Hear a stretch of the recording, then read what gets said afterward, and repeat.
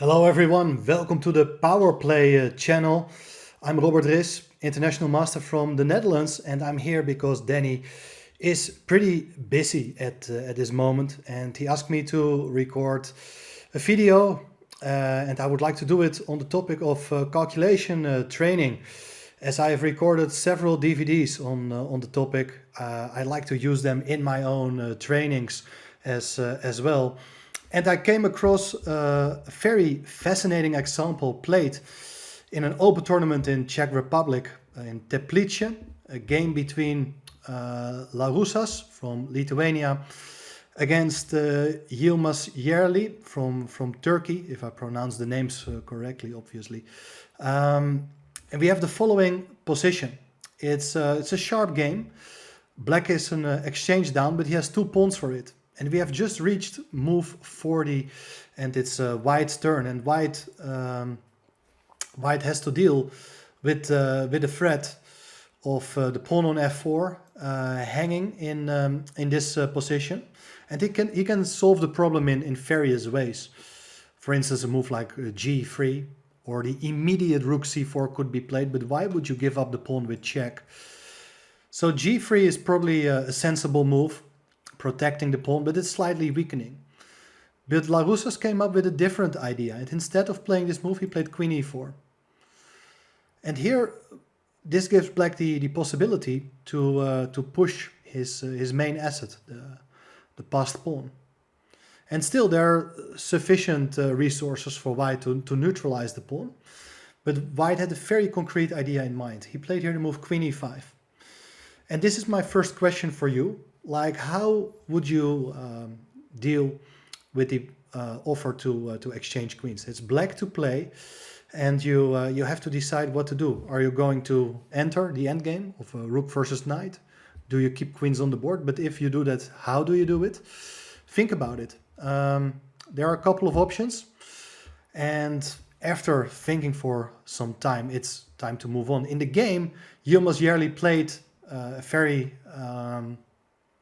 very strong move, but not an easy move to find from afar, and it requires actually very deep calculation. First of all, exchanging queens is something you should not do, because after queen e5, f e5, the rook will get behind the pawn, and the d pawn will fall very soon. And if you play queen e7, then the problem is that the white queen instead will get behind the pawn, and it's time to pick up that d pawn. So what Black played here is the move queen d7, which makes a lot of sense, because you are staying behind the passed pawn, you're supporting to push it, and at the same time you're attacking the rook. And now White could still consider to go back with the rook to stop the pawn, but after knight g6, Black has reasonable compensation. But the critical line here is queen c5, which protects the rook on c8, but at the same time even threatens the knight on f8 as well. And you cannot defend the knight any longer, but there it comes, the d pawn. So White has to deal with this threat of Black queening the d pawn. And there are 2 options. You are no longer able to put the piece in front, at least not immediately. And you have 2 possible captures with check. And this requires calculation. And the first option here is, of course, queen takes f8. Looks very exciting to bring the queen in. And after king h7, you're hoping that there would be a mate somehow. But if there's no mate, then the d pawn is decisive. So what is White supposed to do here in this case? That's a big question. And probably the best here is the move rook d8. Attacking the queen and staying behind the pawn. And then after Black queens, there's rook takes d7, queen takes d7, queen takes b4, with a very even position.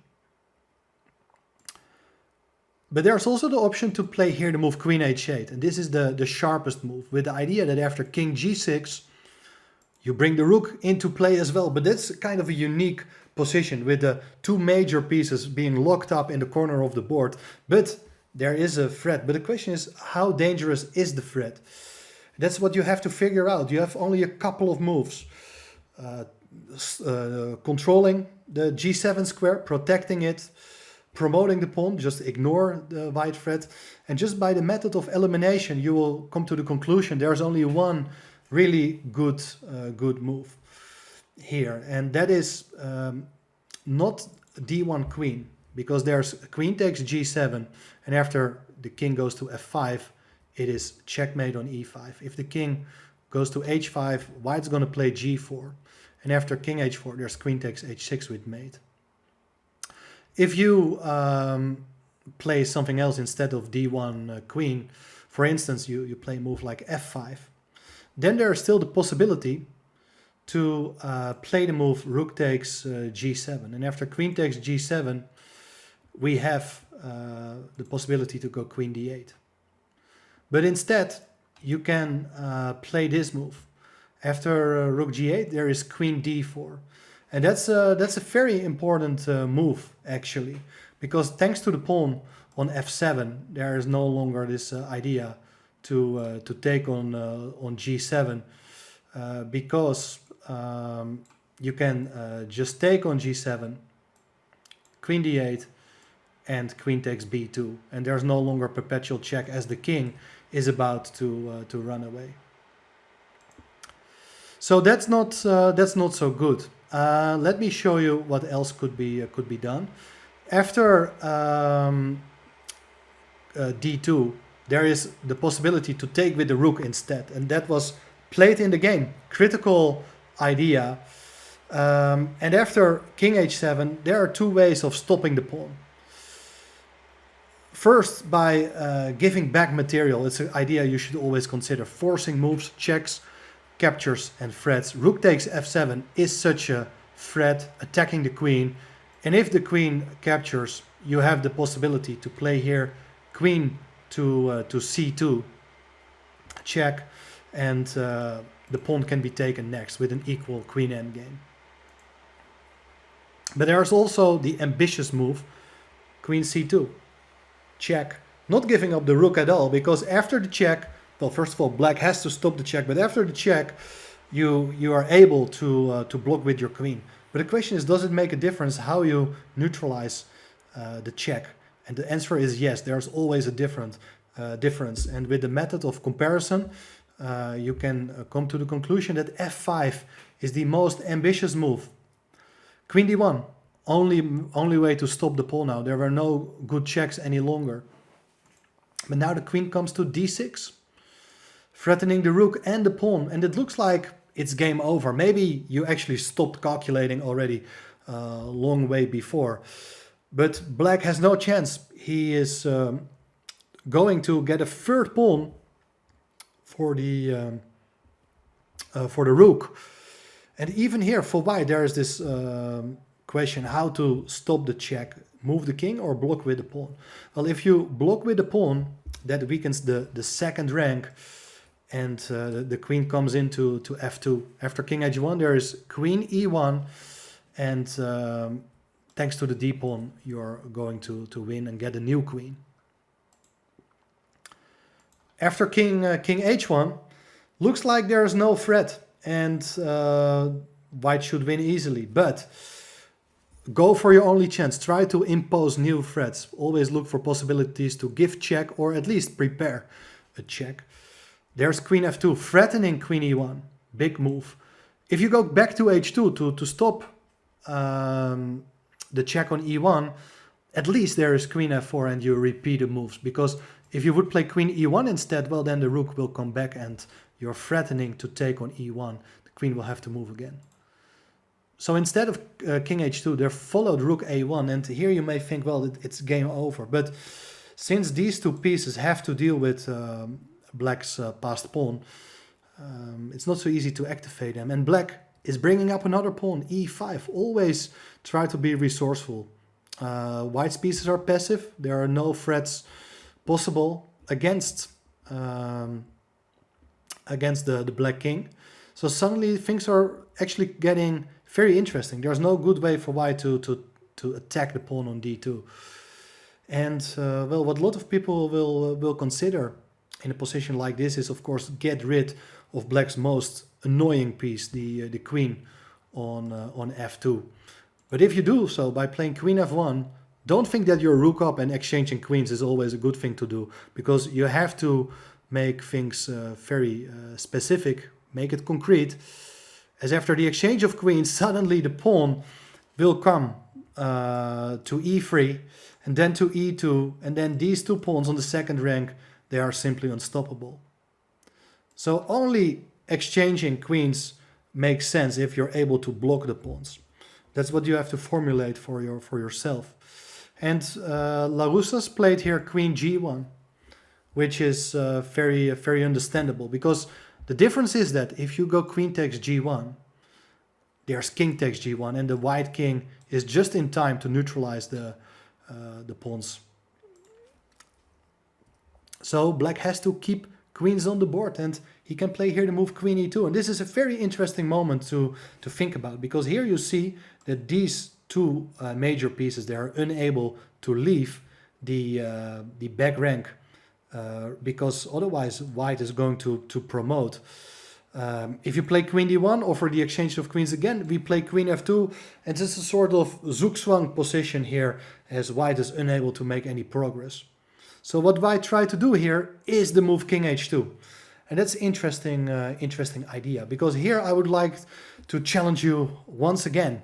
It's black to play, and what do you think is the key move here for black?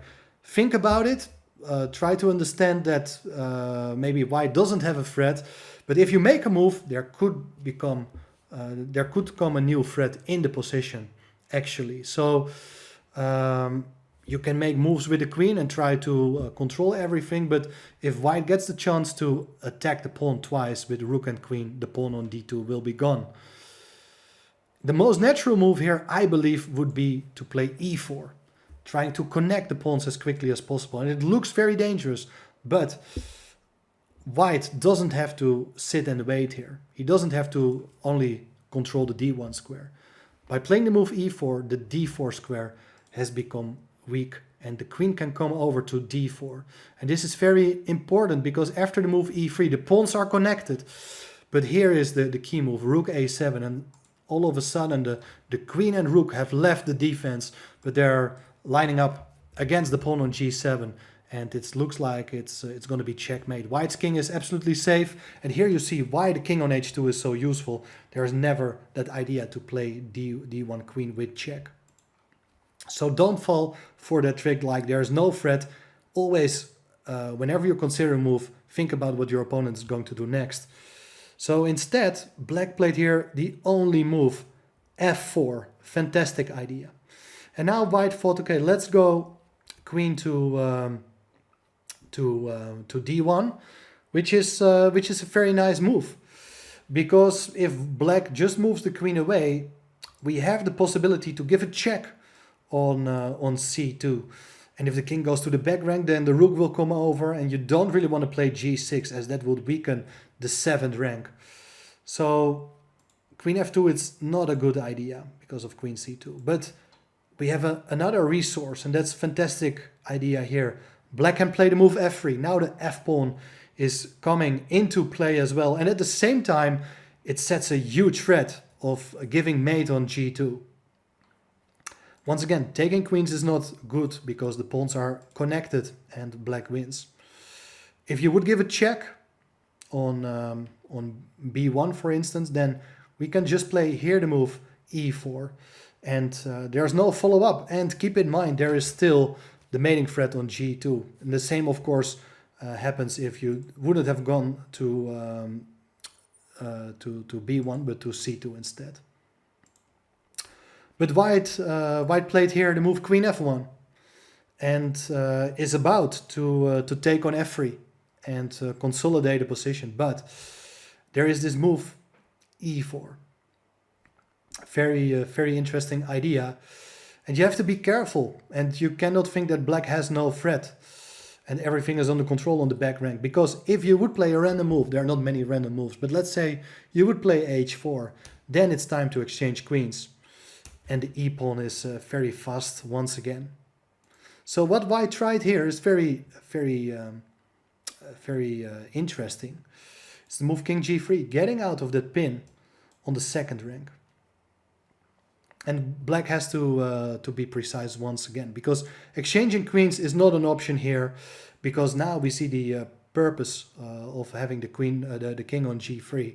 It's because the pawn on f3 can be taken with the king. If you would have to take with the pawn or rook, then of course the two pawns are too strong. But after king takes f3, the pawns have been neutralized. But Yilmaz Yerli came up with a resourceful idea. Played here the move h5. And I love this move. It's a very interesting idea, because if you would take on f3, which was probably one of the ideas of moving the king from h2, you cannot take again on f1. And after rook takes f1, we have the move e3. And here we see that white wished there was no pawn on f3 and could have played king to f3. But now nothing can be done against e2 and the pawns are too strong. Same basically happens if you try to get your king closer. King f4. There are not many moves possible, but it looks like this could be an interesting idea to attack the pawns from behind with your king. But look at this shot, g5. We are deflecting the king from get out of touch with the pawns on e4 and f3. And the point is that after king takes g5, there is queen takes f1, rook takes, and we can play e3 once again. It's game over. So after h5, white made a clever decision just to play h4, not to get any problems with that motive of h4 anytime soon. And here the game ended very quickly as black played here the move e3. And that's a sensible move. The pawns are very dangerous. Queen takes f1 is a huge threat. And well, if you would take on f3, there's queen f1, rook f1, and e2. Once again, black wins. And if you would take with the queen, you don't trade queens this case because there's king takes f3 and the king is too close. But you can play queen e1. And queen e1 is a good move. If you take on e1, there's d takes e1 queen. Black is a pawn up, but likely it will be a draw because black's king is too open as well. Queen f5 is a perpetual motive. And if instead of rook takes e1, you would consider king h3, you pick up the rook, and now after queen takes h5, it is actually a draw. Players agree to a draw here because of king g8, queen e8, and so back and forth.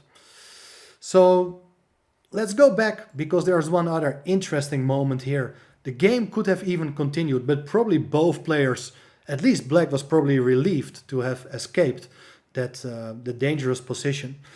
Instead of e3, the game could have continued here with the move g5, but that is putting a lot of fire on the board. You're trying to win by force. Let's say if you would take the pawn, there's h4, and after king takes, we have this idea to exchange the queens on f1 and play e3 again.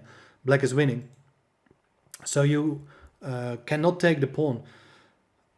And if you try to give a check, then the king can just try to get out of the checks, and looks like white is unable to do anything. The queen is simply badly placed. That king march to d4 could not have been stopped if the queen would have ever moved. There is queen takes g2 with checkmate. So giving checks with the rook is not recommendable. Queen g1 is a very interesting idea, and things are pretty sharp in this case. But you can imagine that if you have two moves and you get a rook and a queen in against the king, white can still win the game. But after queen g1, f2 is the way to go. And after queen f1 back, the pawn is no longer defending the queen on e2. After queen takes f1, rook takes f1, e3, there is king f3, and these three pawns have been neutralized and will be taken on the next move. So you got to be careful, and there are various possibilities here. A move like g takes h4 is leading to some insane complications, with the point that the white king needs to get in touch with the pawn. So king f4, and now, okay, the pawns are about to be lost, yeah? So queen g4 is like only move, and after king e3, looks like white is finally winning here, but there is a way to keep the game going with the move h3. I don't understand all these lines, but things are incredibly tactical here.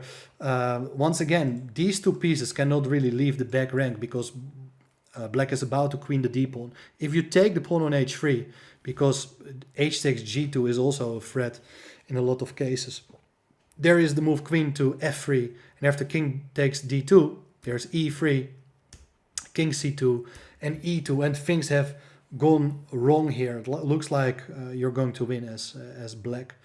So things are just incredibly sharp. Perhaps there was a way to avoid all these complications, and I think the computer said there were some drawing ideas anyway in various lines. You can understand that after such heavy battle, the players were both happy to settle for a draw, and e3 is a reasonable option with a correct result. But I found it quite fascinating that with a rook down, there were still a lot of possibilities for both sides to win the game, but also to lose the game. So this example definitely shows you that you have to think about your opponent's resources, and you can make decisions also by eliminating moves which are losing basically on the spot. Hope you like this example. Thanks for watching. Danny is hopefully soon back again, and hopefully we see each other very soon as well. Thanks for watching this. If you like more of these calculation examples, of course, don't forget to have a look at the link you can see right now, and have a look at my videos. Thanks for watching. All the best. Bye bye.